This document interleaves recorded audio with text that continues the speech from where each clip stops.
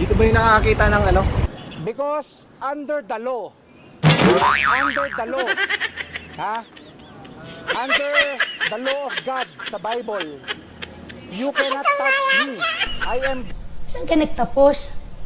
Saan ka nag-aral? Bang daan siya. Dito nakakita rin. Yun, bali nakasale pa rin ang extra ngayon. So bali itong wireless Bluetooth headset is nakasale siya ng 89 real na lang. Bali ang brand niya is Maestro Native. So naka 12 hours using na din siya, battery life. Ayun, meron din siyang itim na kulay brown tapos puti na kulay brown. Pero mas maganda yung itim para hindi masyadong dumihan yan. Edi ang hawak ko na yan. Pwede siyang pang pasalubong, pang uwi sa airport. Meron ding isa dito, basic ang tatak niya. Ayan. Pero kung gusto niyo talagang medyo branded, dito na kayo sa JBL. Nakasale siya ng 175 SR Saudi Riyal.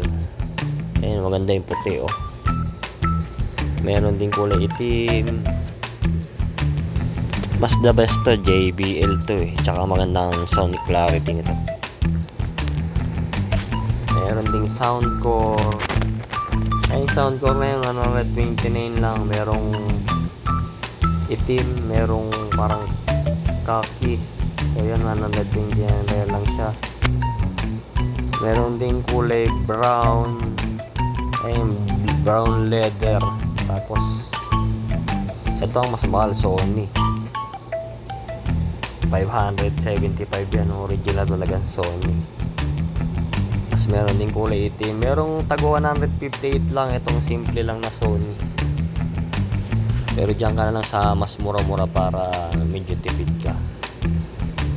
Merong blue color. So ayan, bali testingin ko kung maganda yung sounds niya, kung maganda talaga yung tunog.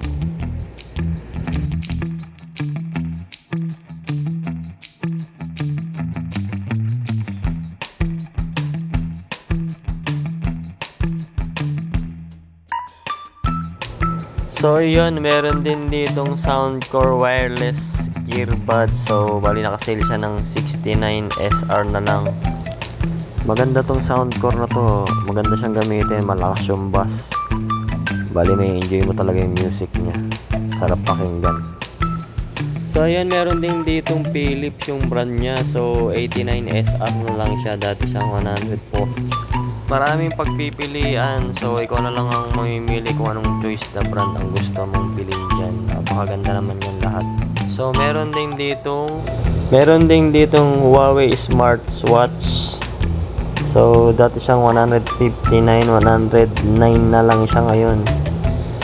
Ayan, meron dilaw, merong puti, merong pink.